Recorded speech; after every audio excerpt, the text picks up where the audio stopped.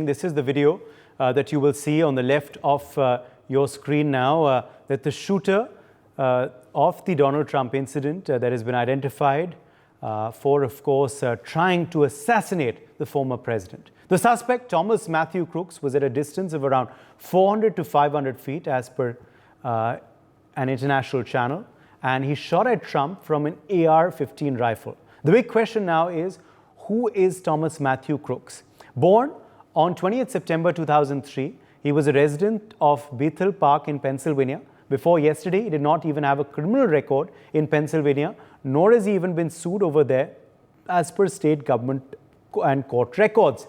Voter records, in fact, show that he was a registered Republican. Bethel Park, where he lived, is a suburb of Pittsburgh. It's home to more than 32,000 people, which is around 1,000 lesser than 4 years ago, as per latest census reports. Bethel Park is located around 42 miles south of Butler, where the Trump rally was being held. Neighbors in Bethel Park are currently in shock as they seemingly are unable to grasp how a quiet young man has been accused in the shooting incident of a former United States of America president.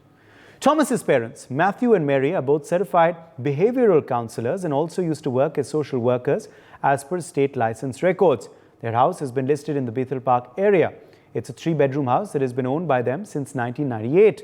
Crooks used to work as a dietary aide, which is a job that requires food preparation at the Bethel Park Skilled Nursing and Rehabilitation, which is located less than a mile away from his house. The facility is owned by Kennett Square, which is a Pennsylvania-based Genesis Healthcare. Thomas Crooks had graduated around 2 years ago, visuals of which you can in fact see now on your screen. He was included in a 2022 local news article about recipients of a National Math and Science Initiative Star Award at the public high school, which enrolls around 1,300 students. After having successfully established Crooks' identity, the police is now busy in investigating his motive. Kevin Roek, who is FBI Pittsburgh special agent in charge, said that we do not currently have an identified motive. Meanwhile, Crooks' family still continues to cooperate with the FBI investigation. While speaking with a foreign media agency, his father said that what the hell is going on, but would wait till I talk to law enforcement, quote unquote. Joining us at this point live is Ambassador Pradeep Kapoor, former diplomat. We also have Major General Rajan Kochar, senior defense expert, joining us live. Ninad Sheth, foreign affairs expert, is also live with us on the broadcast. Let me make a start with you first, Major General Kochar, on what you make of this suspect. We still don't quite know the motive, but so far, prima facie, what do you believe could have been the reason this man tried to take Donald Trump's life? Thank you, Uday, for inviting me to the show. Having done my PhD in emotional intelligence, let me get into the mind of this young man and try to see that what could have been the reasons why he was convinced to take such a drastic action.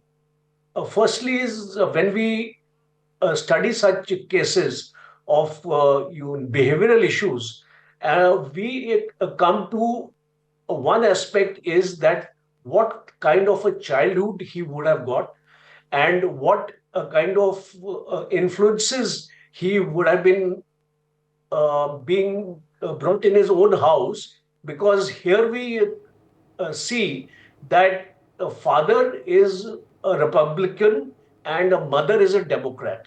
So my first basis is that when you develop a kind of a hatred for one of the parents, it actually may manifest itself in this kind of behavioral pattern.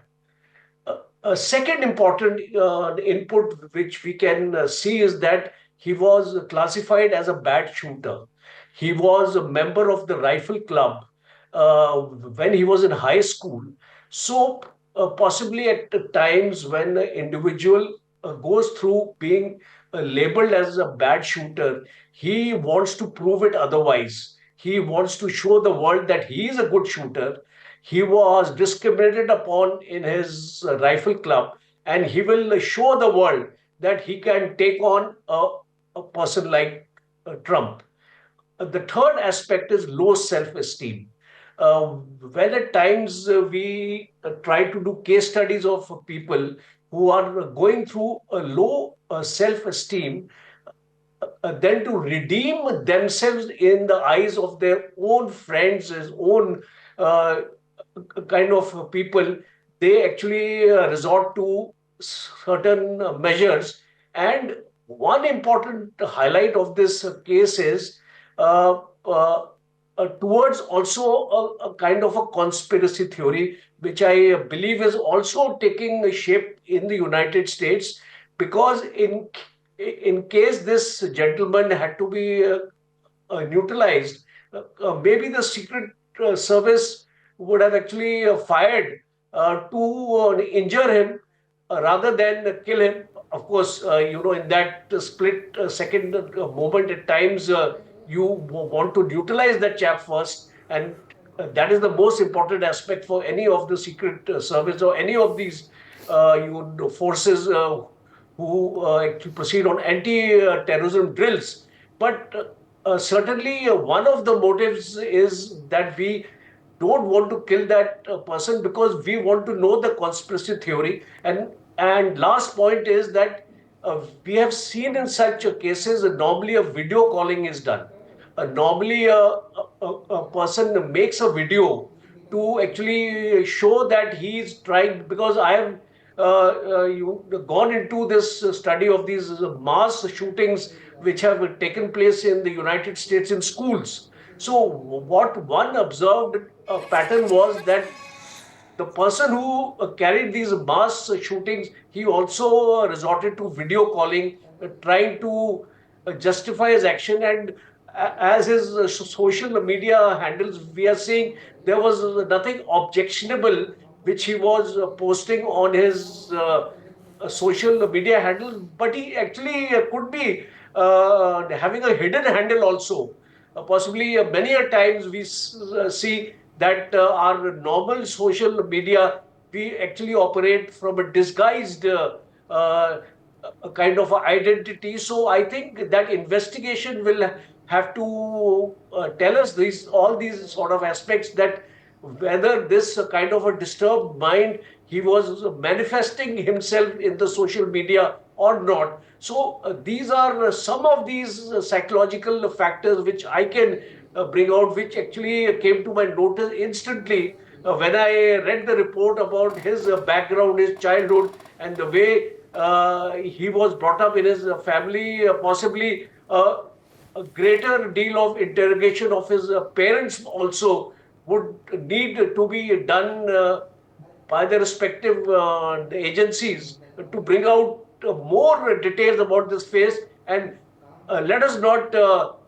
totally do away with the conspiracy theory, because also that also plays into the mind. If you remember JFK Kennedy's assassination, the he lost his life due to an accidental shot of his bodyguard, and he was not killed by a assassin, as came out after almost 20 years, because the secret service wanted to hide this fact. But later on, after about 20-25 years, we were told that actually the exit point of the bullet and the forensic investigation revealed that it was an accidental shot by his bodyguard. So, all these things are very, very intricate. I think too early to come to any major conclusion at this point of time, Uday. With us now is Ambassador Pradeep Kapoor, former diplomat. Ambassador Kapoor, let me quickly bring you in here on, on the possible motive. What are you hearing on what that could be, Ambassador Kapoor? We are confused about his political leanings as well. He was a registered Republican, but, he's donated previously to a Democratic Political Action Committee. Also, FBI says it's a lone wolf attack, but, perhaps more investigation is needed, given the fact also that a possible bomb was found in his car, an explosive device. Thank you, Uday. You have mentioned the points correctly, that he had given a small amount of donation to the progressive Democrats, who are left leaning people in the Democratic Party and who have quite leftist views. So that was only money he had contributed politically. Now, motives wise, it is very surprising, because you see that this young adult, as Major General Kochar has very nicely explained, not having any criminal past, not being on the radar screen of the security agencies, not having done anything untoward in terms of, creating any ripples in society. All his, the people who knew him have given either positive or neutral comments about him, but no negative comments about him.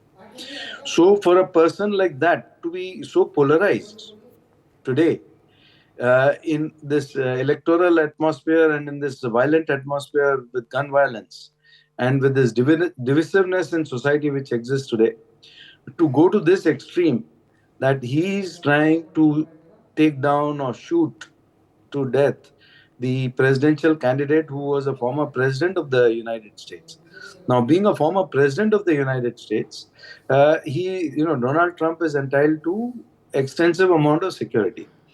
As a former diplomat, and as having dealt with a large number of visits by Prime Minister of India abroad and by many leaders from different countries into India, for me it seems like a massive security lapse, very very massive security lapse, because whenever there's such a event taking place, the entire area is sanitized. You do not allow any people with guns or rifles, and in this case, a semi-automatic weapon, AR-15 was, and he took that onto the roof, crawled onto the roof, and it is within 140 meters of the place where the event was taking place. And there are snipers with binoculars. There are secret service agents. They are supposed to be watching out for this sort of incident not to happen. And there are people in the audience with the crowd there who are pointing to the police that there is this person crawling on the roof with a rifle.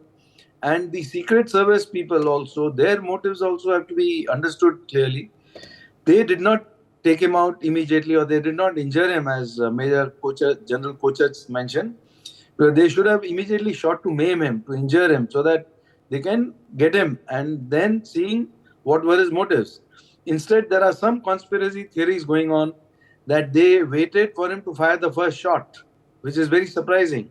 Then there's another conspiracy theory going on here, that they were waiting for clearance from their superiors before they could shoot at him, and they were told to wait for him to fire the first shot. Now, for the legal that, and for me to understand this sort of thing is very difficult. I can't comprehend that these sort of things could have happened.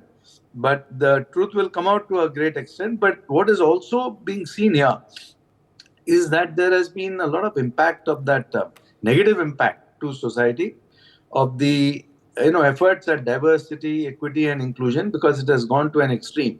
The wokeness of it all has really impacted society to such a great extent that I'm told that the head of the Secret Service was basically chosen on the basis of, not on basis of competence or merit, which is happening in a lot of cases with DEI aspects when they are kept in mind. So just to make it equal for diversity, equity, and inclusion, that was the sort of parameters used to choose the head of the Secret Service. Now, Secret Service and the close protection teams are supposed to provide tremendous body protection to the person whom they are guarding. And in this case, while the CPT did act quite quickly, but they could not prevent that first shot also being hitting him directly on his ear. Now there are some AI analysis being done here, that just a split second before, 0.03 seconds before this bullet was fired, Donald Trump tilted his head to one side while he was speaking, and that made it graze his ear rather than penetrate through his skull. Now, that sort of analysis, if it is correct analysis, technologically and AI wise, then it's a very dangerous portent that a young adult who has no past record, who has no apparent motive to come out and shoot at a presidential candidate, is doing it. And only thing so far which has led to some aspect is the mind of his being impacted or polluted by social media, because he used to watch some videos of the demolition squad, where the person who created that, the creator of that demolition squad, is shown firing assault weapons and guns at human mannequins and others. So his mind is impacted by that, for example, to try to shoot at the presidential candidate who's a former president of the US. So a lot of investigation is required, a lot of clarity is required. The security agencies here are not talking much. The people responsible are not talking much, except to express their sympathies, and taking out the Democrat Party, for example, has stopped all advertisement, currently political advertisement. Also, this aspect about motives, yes, there is a lot of talk, language being used by both the parties in their ads is also to some extent hinting at violence. And some of the political speeches which I've heard here, they talk about taking out Donald Trump, for example. Taking out means killing him. Now, this sort of language is absolutely reprehensible. What I would like to state here is that this is a matter of very great concern, not only to the whole of the United States, but to the whole world.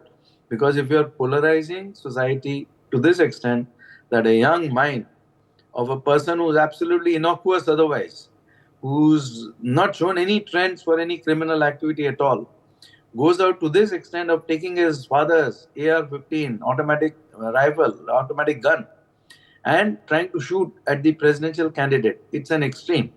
And how do you prevent such extremes? And there's talk here of that people should carry guns to such rallies, political rallies, so that they can protect themselves. So this is the sort of automatic reaction in the US, where everybody thinks it's his right to carry a gun.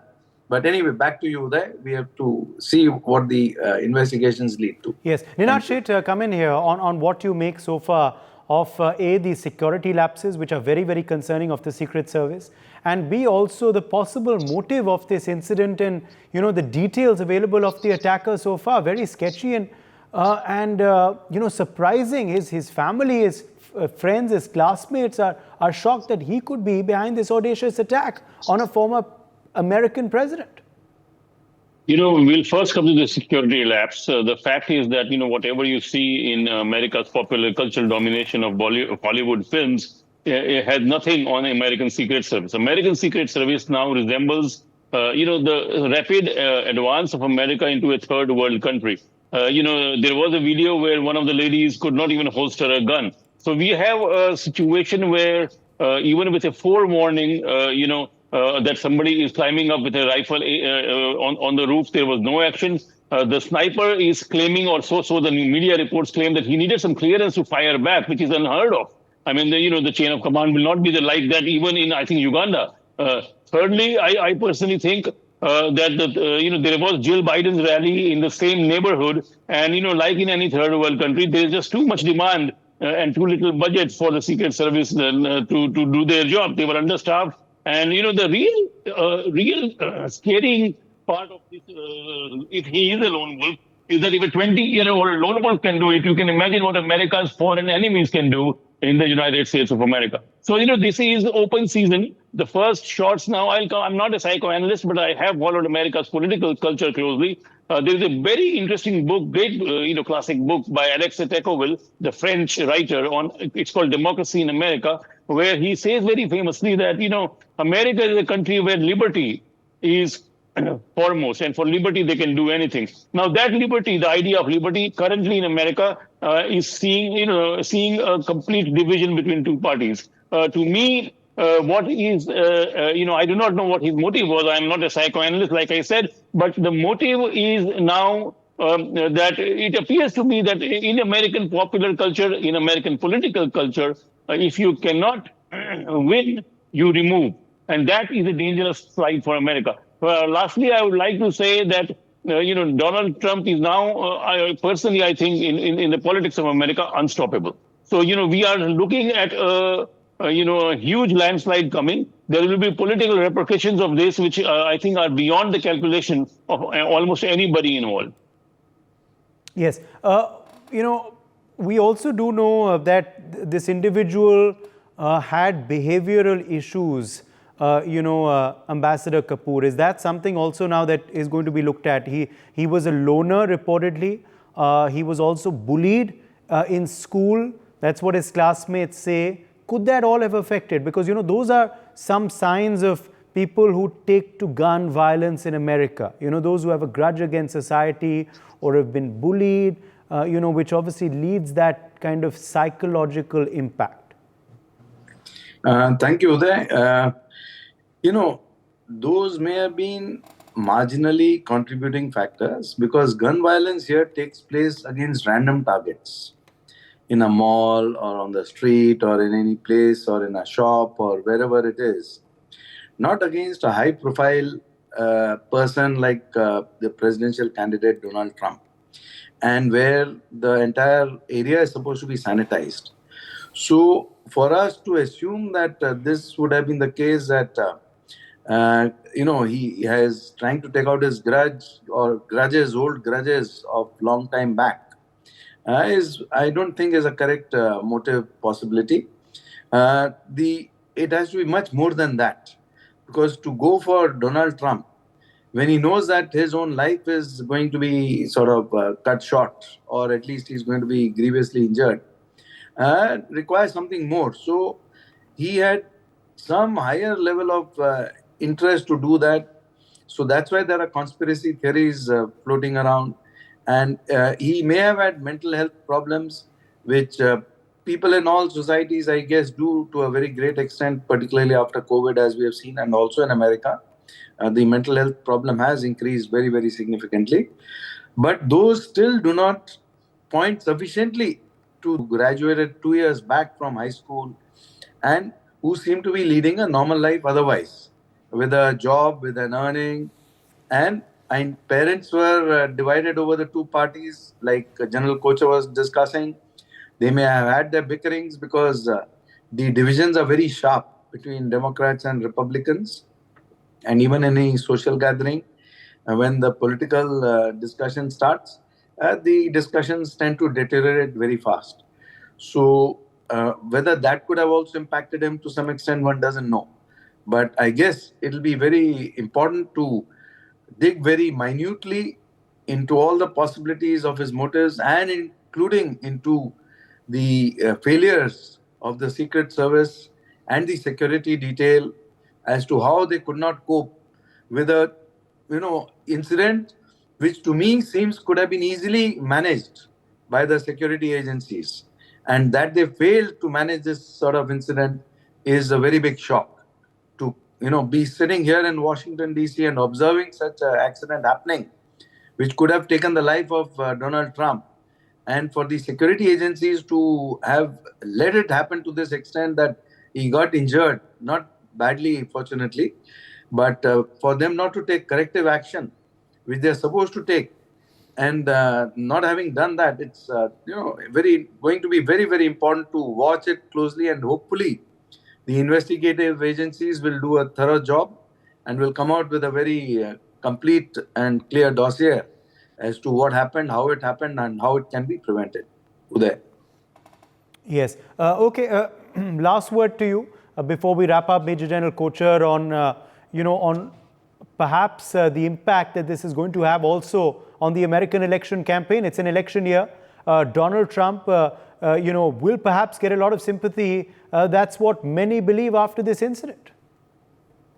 He is bound to get sympathy. He was already actually leading the opinion polls. He was more than a couple of percentage points. So this will actually give him another maybe 5 to 8% more votes in this sort of election, because the sympathy is going with him, and there is a GoFundMe campaign also, which a Republican Party has launched, and within a couple of hours, $170,000 has been collected for the victims of this attack. So you can imagine that what kind of political mileage the Republican Party is taking out of this incident.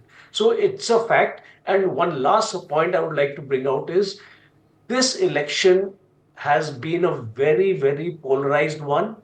focused on personal attacks. Something like the Indian elections actually have happened. So this normally doesn't take place in America. This kind of personal attacks, like convicted felon, he was called by Biden, and he should not be allowed to, win at any cost. So this actually creates a kind of aversion in the mind of the youth also. And this young man, he may be also taking drugs. So we can't rule out the possibility that when a person is under the influence of drugs, he actually really doesn't know what he's doing. So his thoughts, his actions, his thoughts get translated into a certain kind of action. And when within his own house, his father and mother are you rivals of these two parties. He may have been a Republican because he may have been forced by his father to enroll into the Republican this thing party because his reports are actually suggesting to that. So it may have compelled him to take a strong action against the Republican candidate. So all these factors, I think, would play an important role, and only investigation, further investigation, I think, we'll be able to come to the right conclusion. For more such videos, subscribe to the NewsX YouTube channel, hit the bell icon.